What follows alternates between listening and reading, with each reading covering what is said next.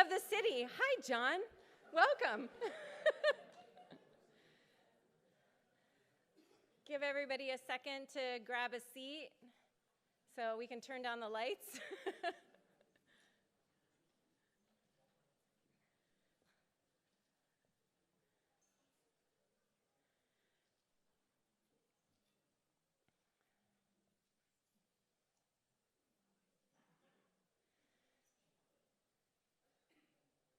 Okay. Well, good evening again and welcome to State of the City 2024. I'm so excited to be with you all tonight and to share some of the progress that we've made over the last year and look ahead to the coming, oh my gosh, we're already more than halfway through January, so 11 months and a couple of weeks. And to have a chance for a great conversation with some McCaskey students. Yay, McCaskey's in the house, woo!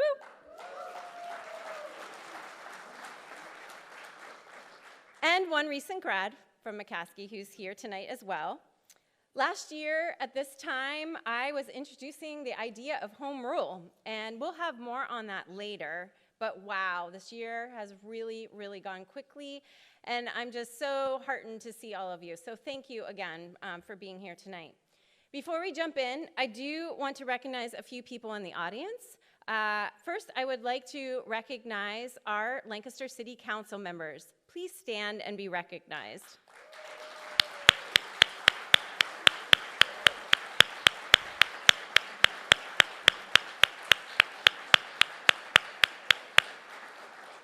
I think we also have our controller and treasurer in the house, Vincent Derek Smith and James Reichenbach.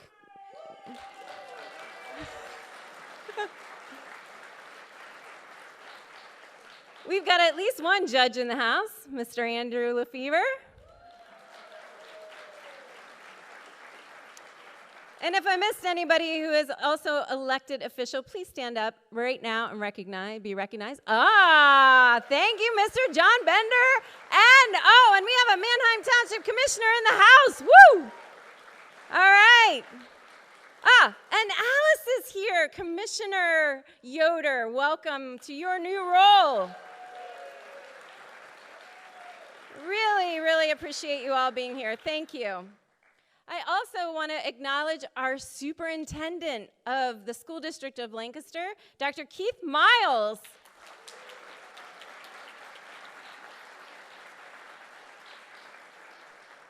And certainly, last but not least, my dear sweet husband, Christian. Thank you for everything.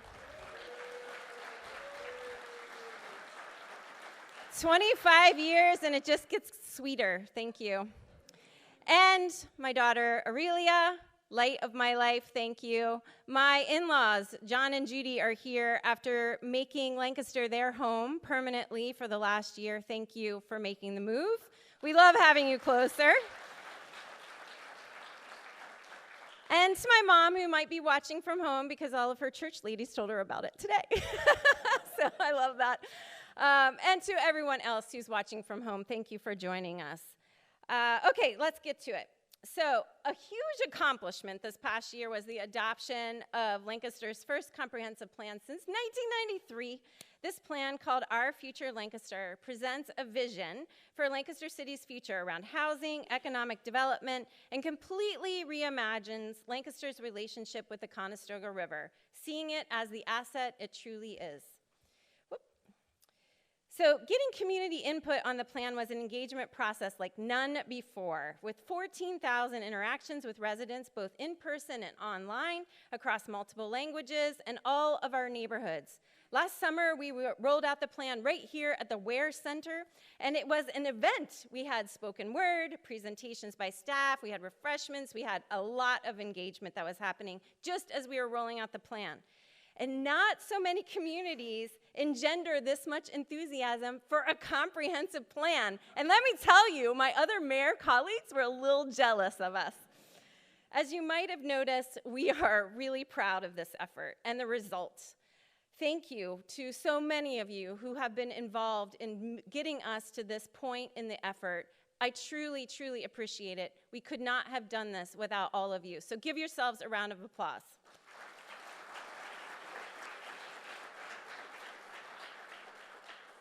So we are excited to kickstart the implementation of this 10-year plan, and we are really full steam ahead. Up first, the Conestoga River Reimagined. I am so excited that this was elevated through the comp plan process. Reimagining the Conestoga River begins with the Sunnyside Peninsula and dedicating over 50 acres as a nature preserve, along with the creation of environmental center. After issuing an RFP, we are finalizing an agreement with Partners for Environmental Stewardship, which is leading a spectacular coalition of nonprofits, including the High Foundation, the Alliance for the Chesapeake Bay, the Chesapeake Bay Foundation, the Lancaster Conservancy, Stroud Water Research Center, I'm not done yet, the Water Science Institute, and the Lancaster Clean Water Partners. So stay tuned. There is more to come on this transformative effort. And as the county progresses with their plans for a new prison, we will set to work to create a small area plan for the East End, including the prison site, which is highlighted here. We are looking forward to engaging our neighbors in imagining how to knit together this neighborhood with what will soon be the former site of the prison, with those adjacent blocks anchored by Reservoir Park. Another priority, a thriving local economy. In the coming weeks, we are embarking on the City of Lancaster's first ever strategic tourism planning effort to ensure that we are boosting economic activity to support our small businesses. Lancaster is already a well-known regional destination, and shout out to Discover Lancaster and Ed Harris, who's here tonight. Thank you for your partnership. Lancaster County reported $2.1 billion in direct visitor spending in 2021, and that was after COVID. And the Commonwealth brought in $38 billion during that same period. And as you can see, local tourism has major economic impacts for our community, and we want to make sure that our city is getting its share of the pie. So thanks to Katie for baking this pie. And elevating our status as a vibrant, unique, small city in Lancaster County. We're on the map, friends, and we want to make sure that that economic power is coming to the city and fueling our small businesses. This effort is all about showcasing what's special about Lancaster to both locals and visitors. We want to promote Lancaster's welcoming tradition to spur intentional economic development in our downtown and neighborhood businesses, and we want to support Lancaster's arts community.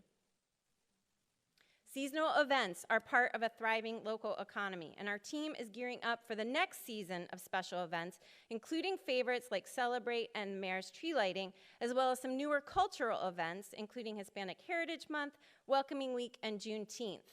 Also, I'm super excited to be partnering with our friends at Lancaster County Community Foundation, welcome Sam and Tracy, with a series of events in Binns and Ewell Plaza to celebrate their 100th anniversary this summer. Let's give it up for Lancaster Community Foundation.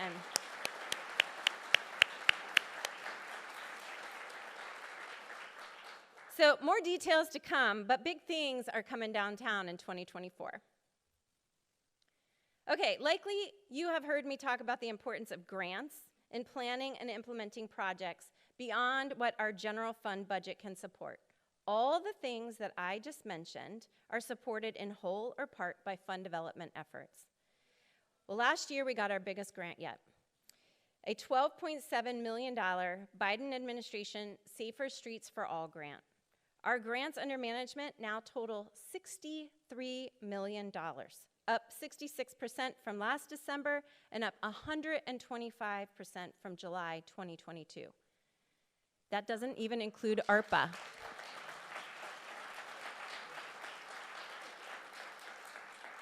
So what is this $12.7 million going to help us do? Well, it's supercharging our Vision Zero traffic and pedestrian safety initiatives. We have over a dozen street improvement projects in the works or planning that target the high injury network. That's that map that's up here. The streets and intersections that have the most accidents. Our goal is to eliminate traffic-related deaths and serious injuries by 2030, which sounded so far away a long time ago, but not so much now. You might recall one Vision Zero project that got started early in my term, the Plum Street Roundabout. Do you remember this headline? Which was first met with great criticism, and whoops, we forgot to put in the reportable crash data. But what I can tell you is that, or is that it, DJ? That's it. Oh my gosh, I thought we didn't do it. Hey! See? No crashes. Okay, so the plan's really received a warm welcome now because it's making a difference. There are no crashes here anymore, and speeds are down, which also contributes to no crashes. So, yes, right? So I am so looking forward to getting this project completed with the grant funding that we have received. Okay, one change residents are starting to get used to is something called daylighting, which is a safety improvement that restricts parking near intersections and crosswalks. You might know that it's currently illegal to park within 20 feet of intersections where you need to be able to see oncoming traffic. It's called a sight line. So if you drive, walk, or bike in the city of Lancaster, you know why daylighting is important. You may see a few less of the delineators, those white posts that are right in front of Emma as she's walking across the street. Few less of these delineators around during the snow season because we have to accommodate our plows, but they will be back again in full force in the spring. In addition to receiving grants, we also awarded some thanks to the American Rescue Plan Act, which was a direct grant to the city of $40 million, once in a lifetime. As you know, we put $10 million into affordable housing in 2022, and in 2023, in partnership with City Council, we invested $5 million into community facilities, including Union Community Care, Church World Services, Brightside Opportunity Center, Boys and Girls Club, Lancaster Public Library, and Domestic Violence Services, as well as Univision and the Lancaster Rec Commission, specifically to support their efforts to expand childcare. Speaking of childcare, this is an issue that continues to be front and center for many of us. Access to affordable childcare impacts so many of our families, as well as employers, who continue to face workforce shortages. In partnership with the School District of Lancaster, we just finished a childcare gap analysis that found that there's approximately 2,800 childcare slots in the city, but many of them, cannot be filled because of staffing shortages. So only about half of them can be filled. In contrast, there are 8,300 children, infant through 5th grade, in the city of Lancaster. That's a really big gap. Parents spoke of the cost, the availability, and the locations of childcare as barriers. The city and the School District of Lancaster are keen to explore solutions that benefit our hardworking parents and childcare providers, but especially our kids who need safe, supported places to go before and after school and during the summer. So we're going to keep working at this, and I do want to just recognize that there are a lot of people who are leaning into this space, and I am so grateful to be working with you on the same team. We're also exploring some new possibilities around public transportation to encourage cost-effective, environmentally friendly travel in the metro area. You might recognize the man on the bike as our own Home Rule Study Commissioner, Carl Feldman. Yeah, give it up. We understand that there is no economic mobility without actual mobility. So we're beginning to partner with SCTA, South Central Transit Authority, to elevate system improvements they are making this year, which will result in increased frequency. They heard you loud and clear. We need the buses to operate more regularly. We are also working to identify other improvements and perhaps pilot some innovations within our transit system. One thing is clear, we need an effective transit system that connects city to county and vice versa. And the system also needs to connect with Amtrak and our bicycle infrastructure. And right now, that's a little bit of a mismatch. These issues, childcare and transportation, are being tackled by Bryant Hang, who doesn't know that I'm calling him out tonight, but Bryant is here with his lovely wife. He is a 2-year fellow from Harvard University that is being He picked Lancaster because he and his wife wanted to come here. And we're so happy to have you. So, adding some staff for free, some smart staff for free, is really great. So again, these issues, childcare and transportation, are costly and essential for working families in Lancaster, and we're going to do what we can to support our partners and make some progress. Okay, remember the early stages of the COVID pandemic? It feels like a lifetime ago, but of course we all remember exactly where we were on Friday, March the 13th. It was a time of a lot of uncertainty, but it also taught us some valuable lessons, and those lessons are directly informing these next two initiatives. First, COVID-19 highlighted the digital divide, the gap between those with access to the internet and those who don't have access. I'm eager to fill that gap in our city with our public broadband rollout. Finally.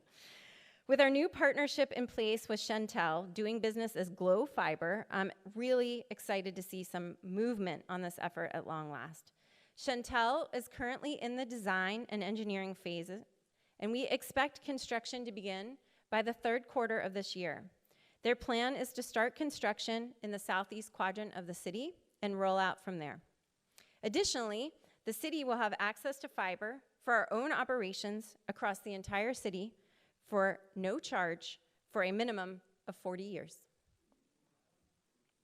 And the pandemic also exposed a clear need for more health data and certain services here in our city. So we're launching next week a citywide needs assessment, which we're calling Healthy Lives, Healthy Lancaster. You may have heard a little bit about it outside in the foyer.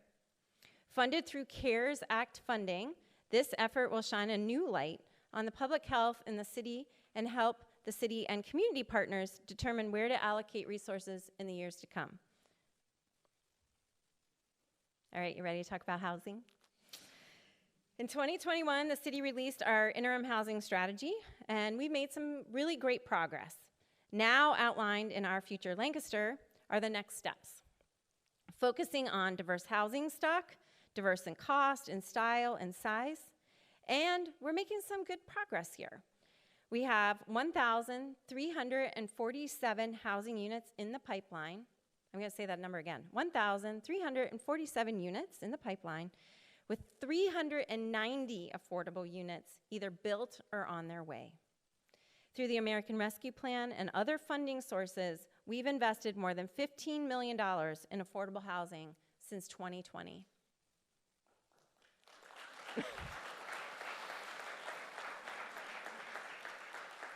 That's once in a generation, friends. The last time we've seen that kind of resources was when Farnham Towers, Church Street Towers was being built. It's pretty amazing.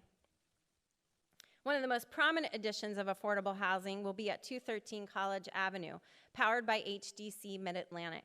I'm particularly pleased to see HD's model of affordability at the 60-unit property. Rent is going to be based on bands of income, allowing it to truly be affordable.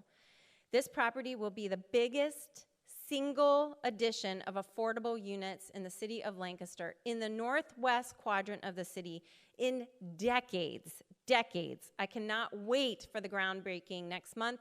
And this project has been complicated and hard and so worth it. So thank you to everyone who has supported this and helped it come to fruition. And Dana, I think I saw you in here. Big shout out. Thank you so much.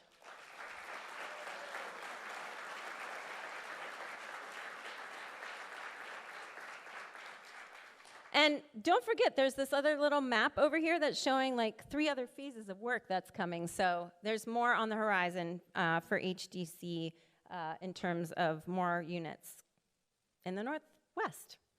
Okay, an important part of our housing strategy is the preservation of existing housing. And the city has good and historic housing stock, but it's aging. It's aging every year, just like all of us. So property owners often struggle to keep up with maintenance needs and cover rehabilitation costs. So in the city's comp plan, the community identified as a priority action the improvement and enhancement of our home repair programs. We are advancing that initiative starting in 2024, and we would like to present our home repair program ladder. Isn't that sexy? Come on. All right. Our Department of Community Planning and Economic Development has been elevating its knowledge and capacity over the last few years and will expand our traditional critical repair program. We've developed a series of partnerships that will allow for us to offer the suite of program options based on income level. As we know, these are just the first steps in meeting Lancaster's housing needs, both the construction of new housing units as well as the preservation of existing units. And I am pleased that we are receiving some support from the federal government, but I, along with other mayors, are continuously advocating for additional investments in housing across the United States. Okay. It was a big year for our Lead Safe Lancaster team. This grant-funded effort, do you notice how many times I'm saying the word grant? This grant-funded effort is moving full steam ahead and is on track to complete 200 projects, all south of King Street, and helping protect families from lead hazards. In 2023, they completed 98 lead hazard remediation programs. That's 98 homes that are now safe of lead. Thank you to Elaine and her amazing team.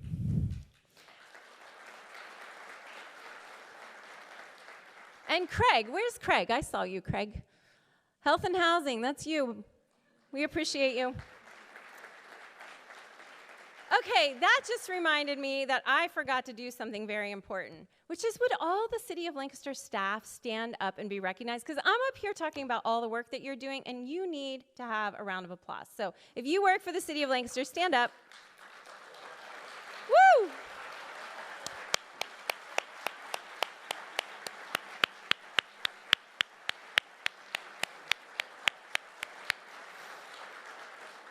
Each and every one of the people in this room and all of their colleagues really deserve a personal shout out, but because there's 500, almost 600 staff, that would take a very long time. So really, truly, I am so grateful to have the honor to work alongside all of you. You have incredible depth of expertise and knowledge in your respective areas, and the city would not be what it is today if we did not have you on the team. So thank you so very, very much.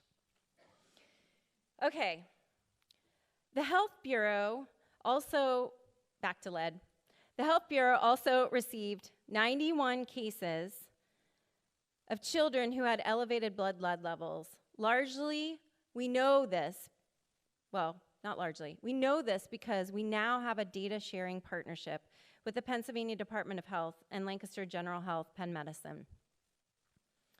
It has been a years-long effort. I think we started working on this, I don't know, 2018, 2019, to actually get access to this data, a challenge that could be avoided if Lancaster County had a health department. Just saying.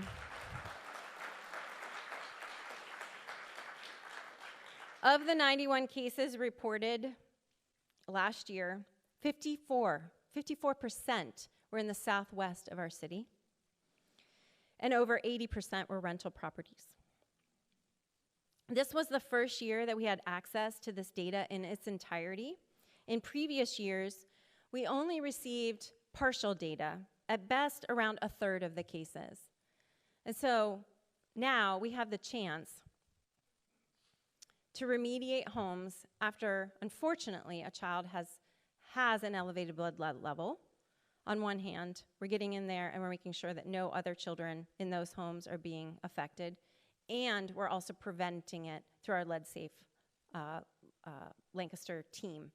That is so important that we are working on both sides of this equation. And then to just add on to that, we passed a bunch of new ordinances that went into place in 2023 that ensure that all rental units and childcare centers are fully lead safe certified.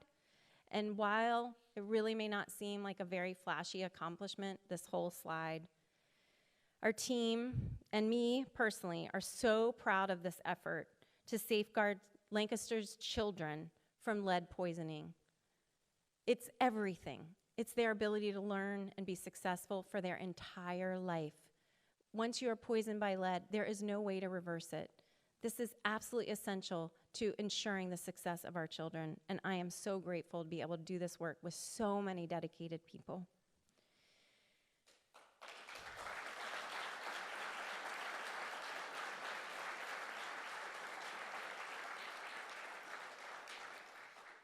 In Lancaster, we do know that lead paint is the culprit for most of the children being poisoned today. However, with new requirements from EPA, we are also fast-tracking the elimination of the final 1% of known lead lines in our water distribution system. It's about 500 or so lines. While you should be aware if you have lead pipes, I also want to tell you that the Water Bureau, under the leadership of Christine Hilditch-Volke, monitors for lead and treats our water with an anti-corrosive to prevent lead leaching. And so while you may hear about other communities who have a lot of lead pipes, for decades we've been working at removing those lead lines, and we are also continuously treating our water, so water is not the source of lead in our community. But however, it is a federal mandate and we need to comply. So to do this, and quite frankly, to save us all some money, we need you to verify your water service line. You've heard about this, yes? Yes? Okay, good. It could be copper, plastic, galvanized metal, or lead, but we have to inventory 50,000 lines by October of 2024. Yes, you heard me, October 2024. So we're asking customers to get this done by March 31st. We'll be working to replace lead and galvanized lines in the coming years as we identify them, and we know at least we have this 500. So far, 7,000 of your neighbors have submitted their information, and we thank you for this, and if you haven't done it yet, it takes 15 minutes. We also introduced monthly and online billing for water utilities. And on one hand, this was a welcome to the 21st century moment, and on the other hand, it could have gone a lot smoother. If you took the time to provide your feedback, your frustration, or both, thank you. We heard you loud and clear. And the city will be rolling out an improved online interface and an auto pay option by spring. Tina is on it.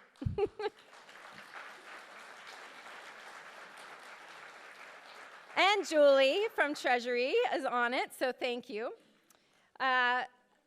I know that some people are really attached to their paper bill, but I encourage you all to sign up for that paperless billing. The planet and our postage bill will really benefit. Okay, so just before I came over here tonight, I was over at the Marriott getting my photo taken with the team that helped to complete this project at Longs Park. If you haven't seen it, go out and check it out. We just received an award for this tonight. It's a major high point for our stormwater team. This wetlands project at Longs Park is designed to capture and treat 44,000 gallons of stormwater runoff a day. And to date, we have over 200 rain gardens across the city. That's part of our larger stormwater infrastructure that manages 55 million gallons a year. All of these projects are part of our green infrastructure plan, which seeks to eliminate combined sewer overflows. And we continue to make progress, removing stormwater while we continue to negotiate with EPA related to our long-term control plan. So there'll be more to come on this, but we're still negotiating, and we've been in this process since I got here in January 2018.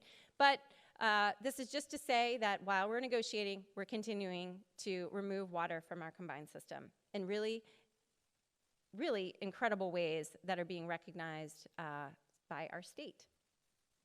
Fix It Lancaster. All right, how many of you have submitted a service request? Raise your hand.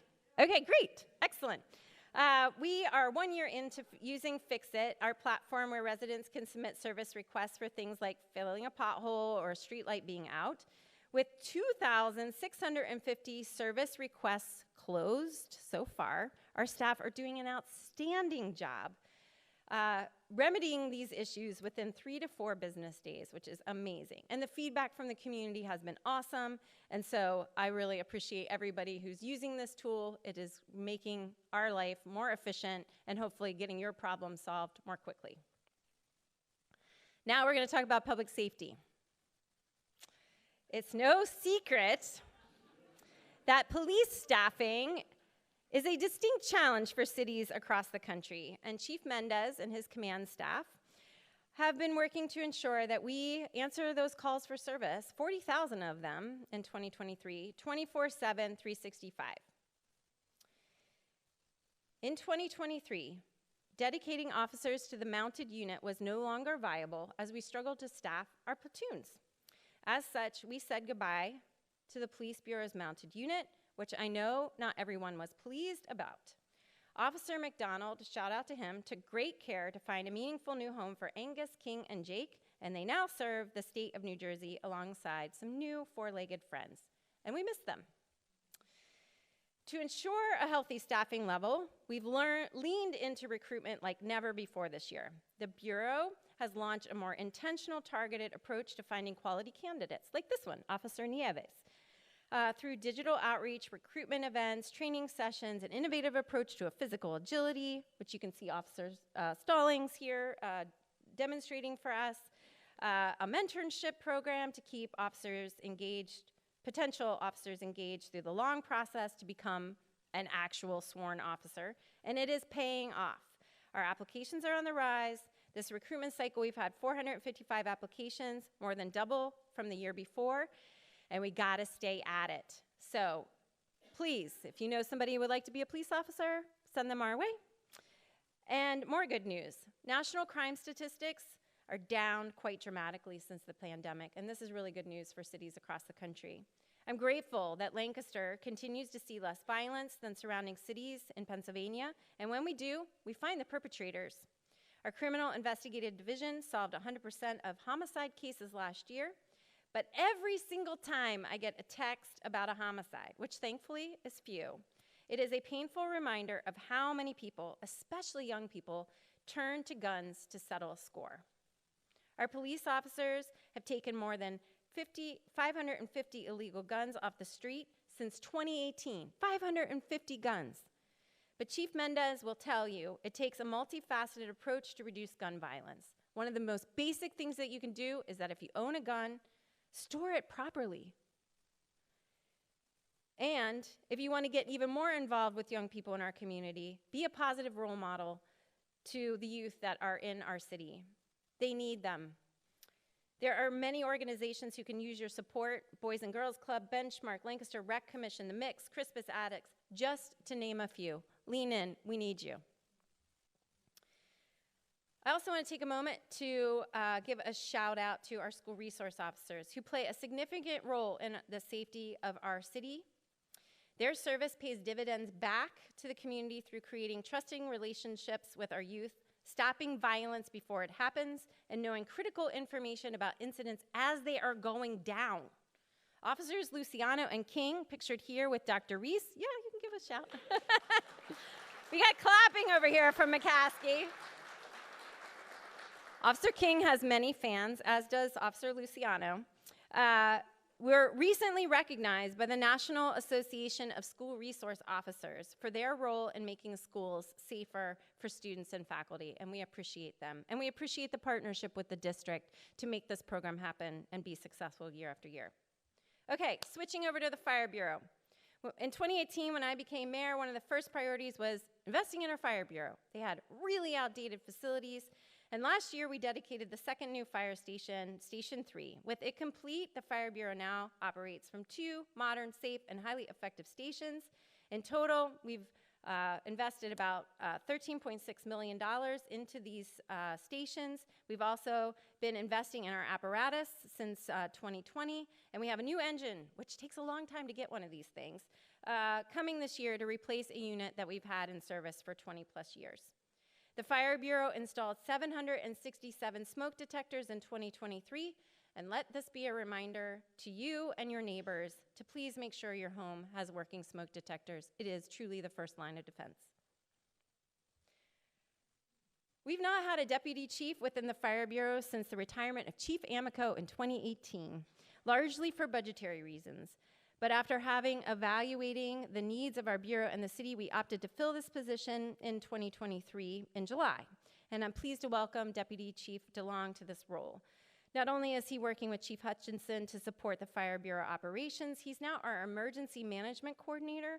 This is another lesson that we've learned over time. We need someone within the city government who can coordinate our emergency response between fire, police, public works, and communications, as well as with our local and state partners. Here's a list of some of the things that he's planning to do in 2024, and it's really been a game changer, and I know that I sleep better at night knowing that we are tightening the ship related to emergency preparedness.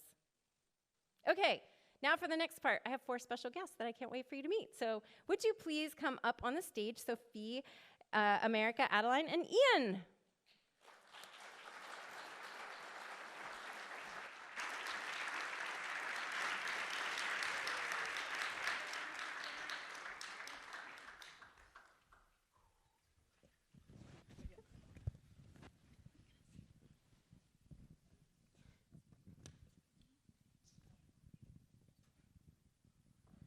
Okay, so I get to set the stage with these young people, these fabulous young people.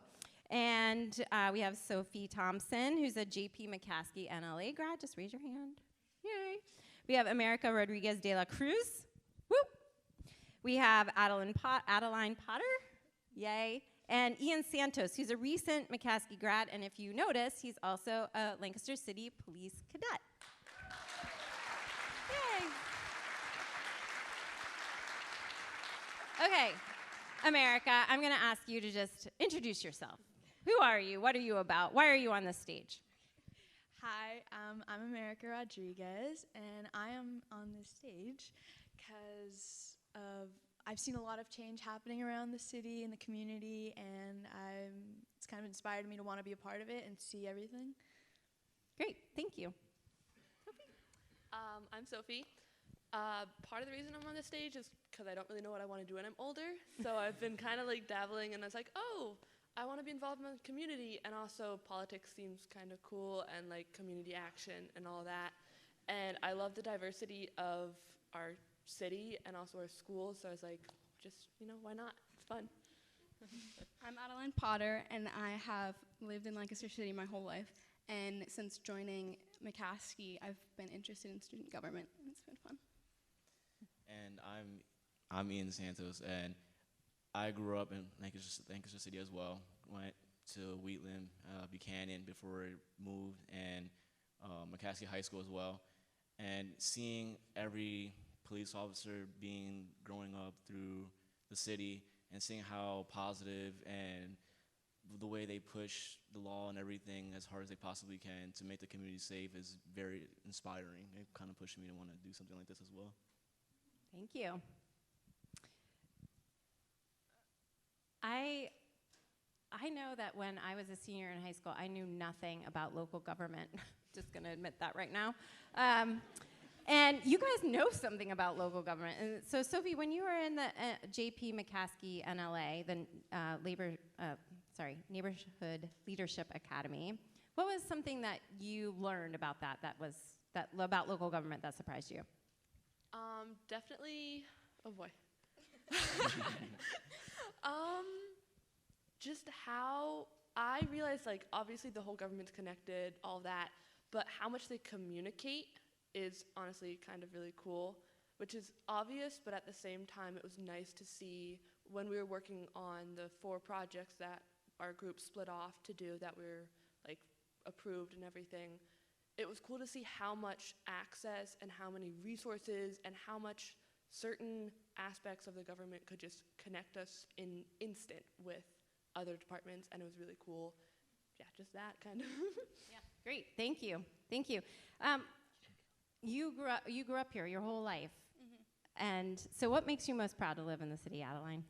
I'd say the music series and Central Market, but also, bigger scheme, the community and the diversity we have, as well as the opportunities that are growing in size.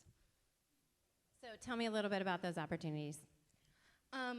From a McCaskey standpoint, there's, as far as higher classes that can give you college credits, there's just different clubs that have made students feel like they found their spot, and just different corners of the community that can make people feel welcome in their city. Awesome. And America, how about you? What makes Lancaster, like, why are you proud to live here? Community. Yeah. No, honestly, really the community, how personally I really love my neighborhood. I feel like I know all my neighbors, the sense of support and help at JP McCaskey with either be my peers or teachers or club officers, and I like knowing that I have someone to turn to if I have questions or anything. Yeah, great. Okay, Ian, you took a big move. You made a big move by becoming a cadet. And so how's it been so far? I've enjoyed every single moment. I've loved everything that we've gone through, the training that I've done, and just being involved with the community as well. How many other cadets are there right now? Right now, there's 2 other ones. And how are you all doing, the 3 of you?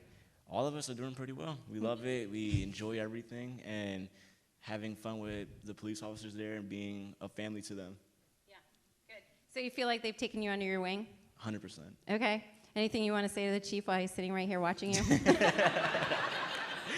I don't really know.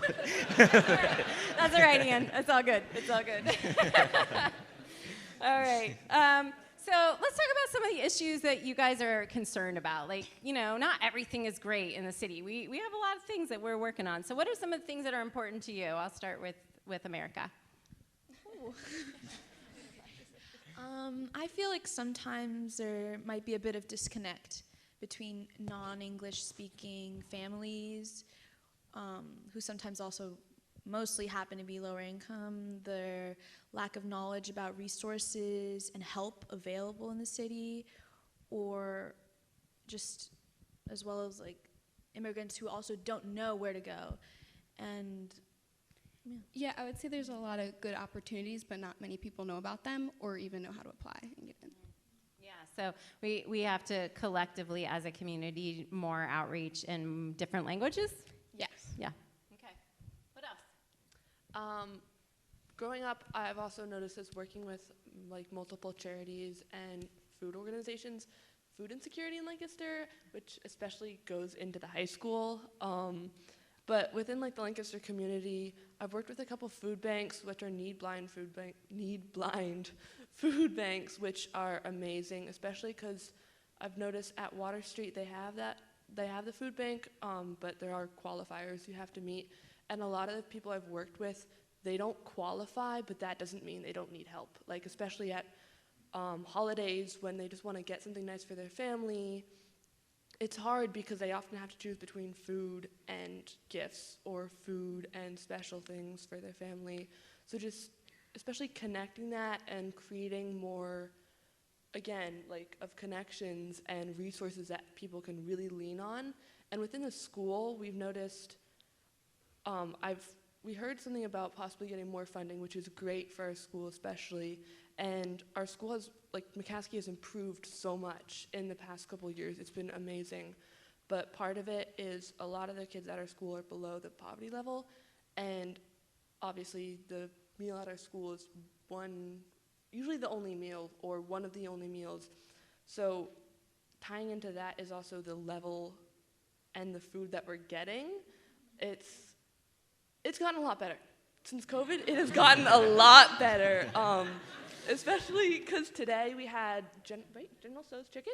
Yep, we've never had it on the menu before. Everyone. What was it? General Tso's chicken. General Tso's chicken. It looked pretty good. It Wow. was actually. rice. It was rice. It was rice. General Tso's chicken.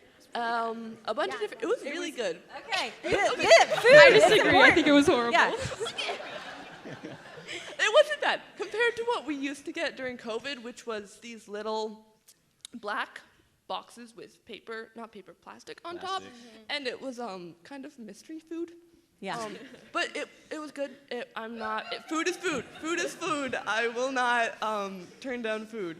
But So Sophie, I think the issue that you're pointing out is that for a lot of kids, that's like their main meal, maybe their only meal for the day, and food insecurity is a concern that you see in the community, which I can echo. Yeah, thank you for that. How about Ian? What are some of the issues that you're concerned about? Some of the issues that I'm very concerned about is guns and gun safety, which you pointed out pretty well on your speech as well. Thanks. And I seen as what happened in literally the first month of January, in the first week, a homicide, and it was involved young children and kids and stuff like that, teenagers, who, in my opinion, should not have guns at this day and age where it's pretty out there. And from what I've learned, for every citizen in the United States, there's 100 guns for every citizen. And to me, that's just outrageous because it shouldn't be that much. And it's unsafe, in my opinion. But what I really believe in is the fact that, there's kids and teenagers who have guns that shouldn't have guns, that bring them to school and don't say a thing, and then bring them outside of school, and then handle violence or things that they could just handle with their fists and be done with it with guns, and they don't understand that it's, life costing, where they can go to jail for homicide or whatever it may be, that it's just violence, and it's not the right way to handle things when they could handle it verbally, hands, you know what I mean? And so that's dangerous Yes. than guns. Yes, I hear you. I hear you. But it's pretty much Too it. many guns. Yes. Too many guns. Yes. Yeah. When you, how's it hit you when you find out that one of your peers was murdered in the city of Lancaster? Like your peer in terms of your age. Yeah, no, I've heard a lot about that. I've gone through that, and to me, it's horrible because I know for a fact they could have had a better life than what they were raised and grew, like in the basic area that they were in. To me, I feel like it hits me pretty hard because I see the stuff that I do, and I don't like going around saying like I've done a lot better than most people when I know that if they tried and really could possibly do what they need to do, they can get up there in life, in society, because it's not all just, being in gangs and stuff like that. There's a lot more to life that I've seen and that I want other people to know about. Yeah. And so this is the opportunity, right, that you have as a police officer to Exactly. help maybe reach out to some of those kids. Like, we just are celebrating two school resource officers, and we have other school resource officers that are working in our schools that are connecting. Sometimes kids need a connection. Yeah. Yeah. Okay. Wow, good stuff. Language access, food security, gun violence, illegal guns. Yeah, all really critical issues in the city of Lancaster that we're going to have to keep leaning in on. So tell me, do you guys have any hopes for 2024? This can be for yourself or for the community that you live in, but I'll start with you, Adeline. I'd say a hope for 2024 would be to integrate our AP and IB and even honors classes and make them more diverse in the school district of Lancaster, because I know, especially in the middle schools, not many kids are introduced to it, and if they are, it's pretty exclusive and easy to get kicked out of. And then if I look around my AP or IB classes, they're all white, or dominantly white. And I think that's a big issue, especially at such a diverse school and city. Thank you for that. Yes, thank you.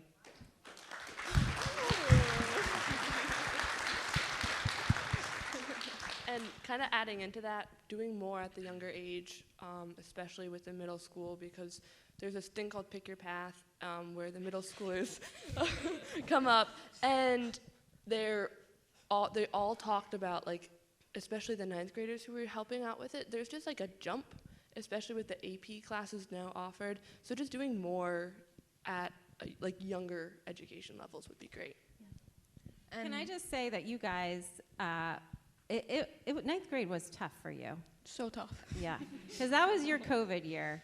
And yeah, We were masks. 7th grade. wait, We had I got wait, what? Start of COVID was 7th grade. Starting COVID was 7th grade. 9th grade. we still ninth- had masks. Yeah, mask was 9th grade. See, it's all a fog to me. that whole period of transition, because you guys transitioned from middle school to high school. Ian, you were in the thick of it during COVID. Yeah, it's a big deal. Okay, sorry. Keep going, Sophie. Oh, yeah. Anything else you want to add to that? Well, I would just add that the attitudes towards the higher level classes are very exclusive and I think need improving. Yeah. Okay. Good. So you're looking for more equity. Absolutely, yeah. Good. That's your hope for 2024. I'll take it. All right. Sophie, do you want to add anything? Or you have a different hope? I'm just gonna add on to that. Okay. Good. America? I agree. Just opening up those resources for everyone and anyone, not just those that are in higher classes. Diversifying the curriculum for everyone and anyone. Awesome. You got a hope for 2024, Ian?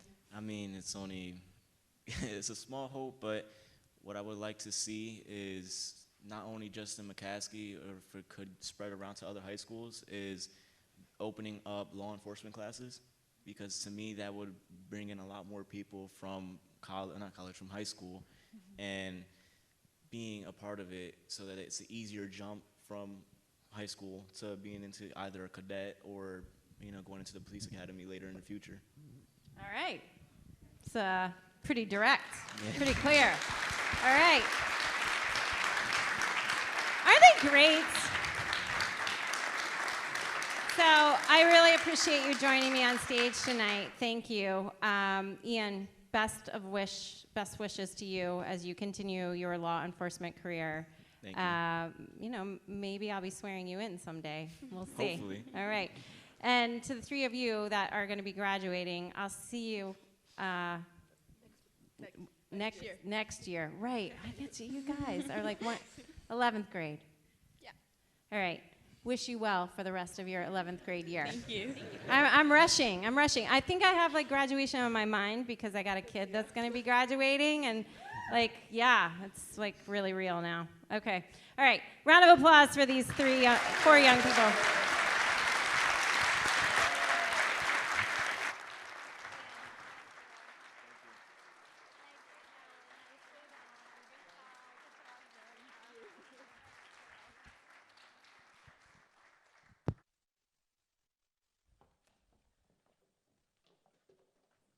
All right, thank you, Ian, Sophie, Adeline, and America for taking time to join me tonight, share a little bit of your stories and hopes. I really appreciate the ways that you've gotten involved in the community and really showing dedication to continuing to make Lancaster great. I know it is cliche to say it, but you are all our future. And I don't know, it looks pretty bright to me, so thank you all.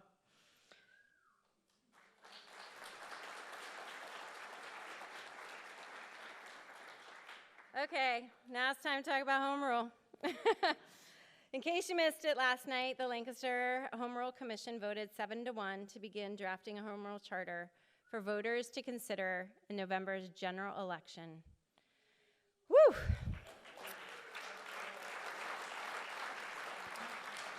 It was a really big step, and one that I obviously support since I introduced this process during last year's State of the City. And very briefly, let me recap why.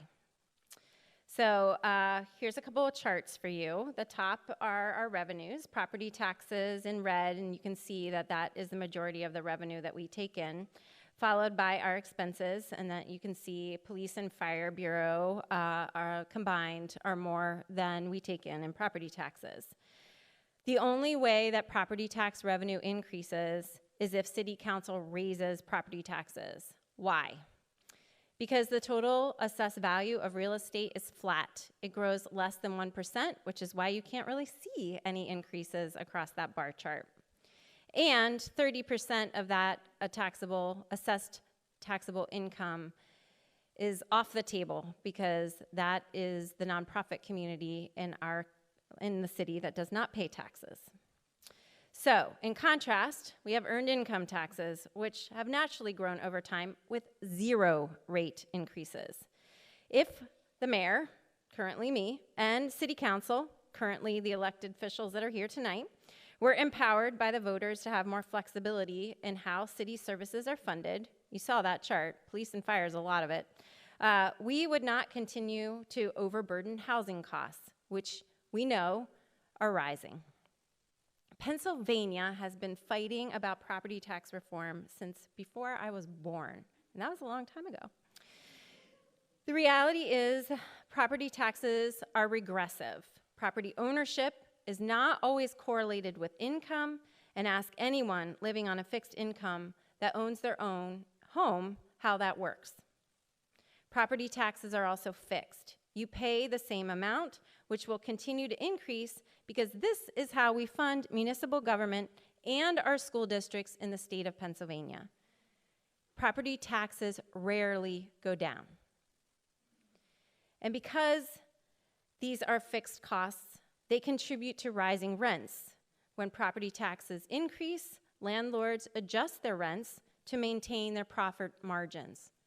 We all know this. In contrast, Earned income taxes are progressive. If you make more, you pay more. And if the next year you make less, you pay less. They are flexible. Now, this isn't just a conversation about revenues. It's also a conversation about expenses. And we have to continue to wring out any and all savings in our budget. In 2023, and in recent years before that, we've been doing this back and forth, raise taxes, reduce expenses for decades. And the 3 previous mayors that came to speak to the Home Rule Study Commission addressed this spot on. How we use technology has been a shift, and we're really pleased with some of the changes that we're making in improving efficiencies with technology. We put a new fleet management system online this year, saving $2.3 million over the next 10 years. And we've eliminated, reduced, or held open staff positions. And we are going to keep going in reducing expenditures. But we can't count on cost savings like this alone if our revenues only increase by 1%, because we will continue to see increases in our costs, and that is the structural problem that I've been talking about for years. Costs are going to keep rising: medical insurance, pensions, personnel. The majority of our staff are covered by collective bargaining agreements that include percent increases year over year. Okay, flashback. Schoolhouse Rock. How many remember this? We all learned about our government through Schoolhouse Rock. And if you don't remember this, some of you folks over here, you can look it up online. So, to help explain the change, or the charge that the Home Rule Commissioners have before them, I'm just going to talk about Schoolhouse Rock for a minute. It helped us all learn about our government because it helped explain the difference between the 3 branches of the government, and it talked about the Constitution. So, put simply, the Home Rule Commissioners are writing Lancaster's Constitution. That is their task. It is a big picture document that outlines the structure and principles of government. This will then guide the rules and laws that are created by City Council to address the day-to-day issues, including taxation. Now, Schoolhouse Rock didn't cover home rule charters. So here's a look at what's different. By writing a home rule charter, we are increasing local control. The commissioners will draft a charter, a big picture document that sets the structure and principles of local government. I'm just going to keep saying that. Voters will then decide whether to adopt that charter or not in the November general election. That's that second line on the right side, voter adopted city charter. And it's a question, because it does not mean that because the Home Rule Study Commission and all of us work really hard to get that charter exactly right, that it is going to pass. And then, if it does pass, Council will set to work to adopt a new administrative code that will direct local ordinances moving forward. The trick to all of this is to write a charter, like our Constitution, that will stand the test of time. Think of the change and upheaval that has happened in our communities across the world in 2020. This charter will not be able to predict the future. None of the Home Rule Study Commission members will be able to predict the future, but they can set the basic principles and structure to guide our city into the future, and that is their task. I say all this because it is really important that you all engage in these conversations. So, this is the first action item that I want to leave you with tonight. There's a lot of information on the City of Lancaster website. Read up about Home Rule, know what it's about, come to the meetings. There's going to be a new meeting schedule that's going to be set. Commissioners will be meeting twice a month. There will be committees that will be established. Get involved in this. And know that November is going to be a really big decision for all of us. The second ask that I have, is about those water lead lines. So make sure you tell us what you got in your basement, and make sure to tell a friend to do the same. And the third is to vote, vote, vote. It's the most important thing that we can do. I'm sure you all know how critical local elections are, how critical state and national elections are, and we got them all coming in November. And so with that, I want to thank you. I'm so proud to be your mayor. It is such an honor. It's the hardest and best job I have literally ever had. I'm so proud to be a school district of Lancaster mom. I'm so proud to work along the amazing public servants, some of whom are here tonight. And I'm so glad and proud to call you all my neighbors. We live in a fantastic community. And I wish you nothing but the best in this year ahead. Good night and safe travels home.